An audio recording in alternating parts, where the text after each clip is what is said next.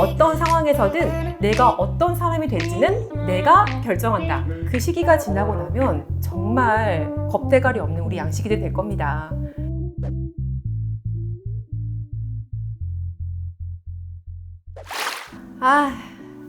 오늘 스튜디오에서 찍네요. 안녕하세요, 여러분. 우리 양식이들 왔어요? 표정이 왜 그래요? 마음에 안 들어? 양식이? 여러분, 내가 여러분을 뭐라고 부르면 좋을까요? 고민을 많이 했는데 양식이가 입에 착착 붙긴 하는데 별로라고 생각되면 어떤 여러분의 그 이름이 좋을지 댓글로도 좀 많이 남겨주세요. 오늘은요, 제가 또 여러분에게 많이 들었던 질문에 대해서 답을 하려고 왔습니다. 책을 왜 읽어요? 혹은 이만하님 진짜 힘들 때 어떻게 극복을 하세요? 라는 질문이었거든요. 오늘 제가 할 이야기와 소개해드릴 책이요, 그 두 가지 질문에 대한 답이 될 듯 합니다. 제가 힘들 때 어떻게 하냐는 질문이 있었잖아요. 저는 그때 책을 읽고, 책을 읽는 이유도 내가 위안을 받기 위해서, 힘든 시간을 보내고 있는 여러분에게 추천하고 싶은 책이 있어요. 오늘 이만하가 고른 책은요, 빅터 플랭크의 죽음의 수용소에서입니다. 책 제목만 보면 그렇게 당기지 않는데? 라고 생각할 수도 있어요. 저도 처음에는 그냥 좀 이끌리듯이 제가 골랐던 것 같아요. 그때 저의 상황이요, 한 4, 5년 전인가? 미래가 그려지지 않았어요. 난 정말 열심히 살아왔고 내가 최선을 다해서 살아왔는데 왜 나는 지금 정작 이렇게 좀 불행하지? 어떻게 내가 앞으로 살아가야 될까? 이런 시기에 만난 책이었어요. 그 시기에 또 제가 생각했던 건 정말 산다는 건 괴로운 거구나. 나이가 들수록 내가 할 수 있는 도전과 가능성이 점점 좁아진다고 생각했거든요. 그런 좌절감에 깊이 빠져있던 때였습니다. 이 책이 딱 저의 마음과 와닿는 구절이 있었어요. 19페이지에 이런 구절이 있습니다. 산다는 것은 곧 시련을 감내하는 것이며 살아남기 위해서는 그 시련 속에서 어떤 의미를 찾아야 한다는 것이다. 아무리 힘들어도 삶의 의미를 찾아야 한다는 게 이 책의 내용이거든요. 우선 이 책의 저자의 경험이 굉장히 특별합니다. 빅터 플랭크라는 저자가는요, 유대인이었고요, 나치의 강제 수용소에서 정말 살아남은 사람이에요. 그러니까 본인이 그 나치 수용소에서 겪었던 일들을 어떻게 극복을 했고 깨달은 것들을 적은 거죠. 내 미래를 정말 한 치 앞도 알 수 없는 상황 아니었겠어요? 우리와 비교할 수 없을 만큼. 그러면서 저자가 하는 말이요, 수용소에 들어오면 수감자의 단계가 3단계로 나뉜대요. 먼저 첫 번째 단계는 수용소에 들어왔을 때예요. 그러니까 우리의 고민으로 치면 절망적인 상황에 빠지기 시작했을 때의 심리 상황인 거죠. 이때는 충격을 받아요. 이게 뭐지? 지금 내 상황이 현실이야?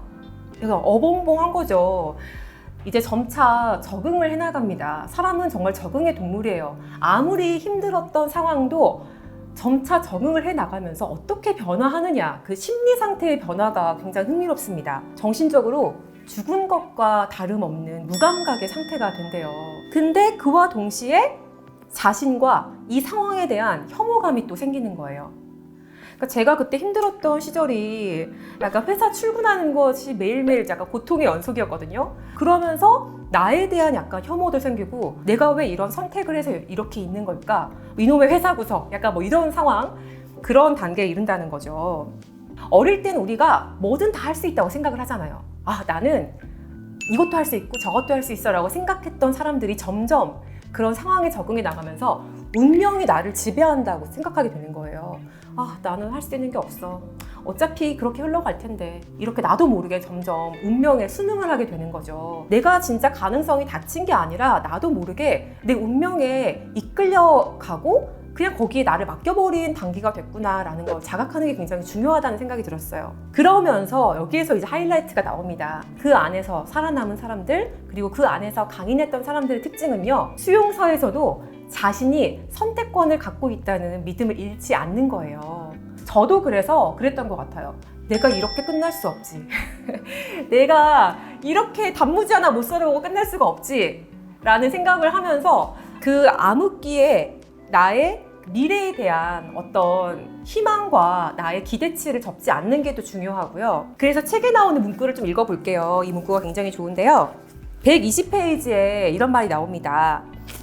단 한 가지, 마지막 남은 인간의 자유, 주어진 환경에서 자신의 태도를 결정하고 자기 자신의 길을 선택할 수 있는 자유만은 빼앗아갈 수 없다는 것이다. 저는 오기를 갖는 게 굉장히 중요한 것 같아요. 내가 지금 할 수 있는 게 없어요. 그리고 남들도 나를 별로 인정해주지 않는 것 같아. 그래도 아직 나에게 기회가 오지 않았을 뿐, 혹은 조금 더 시간이 필요할 뿐이라는, 운명을 내가 만든다 하는 그런 자신감을 잃지 않는 게 굉장히 중요하다는 생각이 들었습니다.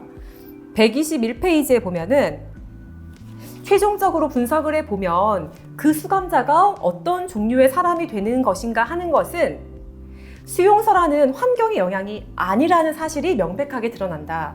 그러니까 같은 환경에 있어도 각자 선택하는 게 다르기 때문에 환경 탓을 할 필요는 없다는 지금 말을 하는 거죠. 포인트가 이겁니다. 어떤 상황에서든 내가 어떤 사람이 될지는 내가 결정한다. 그 말인 거죠. 저자가 도스토옙스키의 말을 인용을 합니다. 도스토옙스키가요, 내가 세상에서 한 가지 두려워하는 것이 있다면 그것은 내 고통이 가치 없이 되는 것이다 라고 말했는데, 여러분 너무 공감되지 않아요? 이 고통이 정말 고통으로 끝날까 봐 우리가 불안한 거잖아요. 나중에 돌아봤을 때 성장의 시간일 거라는 믿음이 있으면 그 고통은 고통이 아니거든요. 지금 그 생각을 잃지 말자는 거죠. 그래서 질문해 보는 겁니다. 실현을 통해서 무엇을 성취할 수 있을까? 제가 실현을 통해서 성취한 게 뭘까 지금 생각을 해보면요, 그때는 진짜 힘들었거든요. 내가 할 수 있는 게 굉장히 없고, 그러니까 좀 방황의 시기였어요. 근데 그때 제 활동 영역이 넓어지는 기반이 됐던 것 같아요. 그리고 그때 글을 쓰기 시작했습니다. 그때 제가 글을 쓰기 시작했기 때문에 지금 또 출판 계약도 하고 글을 쓰고 있고, 이렇게 양식당이라는 복지보다 할 수 있는 게 아닌가, 결과적으로 돌아보니까 그런 생각이 들어요. 포인트, 여러분, 미래에 대한 믿음을 잃지 말자는 거죠. 나에 대한 가능성을 포기하지 말자는 거죠. 운명이 나를 이끌게 하는 게 아니라 결국에는 내가 운명을 이끌어 갈 것이다 라는 믿음을 결코 잃지 마세요, 여러분. 3단계가 이제 석방 후, 자유를 얻은 후의 변화입니다. 이것도 굉장히 흥미로워요. 이런 생각을 하게 된대요. 정말 신 외에는 내가 두려워할 게 아무것도 없구나. 이거 진짜 중요한 포인트 아닙니까? 그 실현의 시기를 잘 겪고 나서 진짜 제 안에 강한 힘이 생긴 느낌이에요. 만약에 그런 시간이 없었으면 저는 지금도 굉장히 저의 기준이 아니라 남의 기준에 많이 흔들렸을 것 같아요. 지금 여러분 실현의 시기를 겪고 있는 여러분들도 그 시기가 지나고 나면 정말 겁대가리 없는 우리 양식이들 될 겁니다. 진짜 그게 나만의 인생, 내가 원하는 인생을 살아가는데 큰 힘이 되는 거죠. 그리고 또 하나 추천할 책이 있습니다. 정여울의 심리 테라피, 나를 돌보지 않는 나에게 라는 책인데요. 이 책도 죽음의 수용소와 약간 같은 맥락의 내용이 있더라고요. 내가 상처를 입었을 때 어떻게 이 상처를 극복하고 치유할 수 있을까 많이 고민하잖아요. 122페이지와 123페이지를 보면 그림자에 잡아먹히지 않고 트라우마에 질식당하지 않고 마침내 자신의 상처와 콤플렉스마저 승리의 자산으로 역전시키는 자만이 상처로 얼룩진 무의식의 정글에서 자신을 구해낼 수 있다.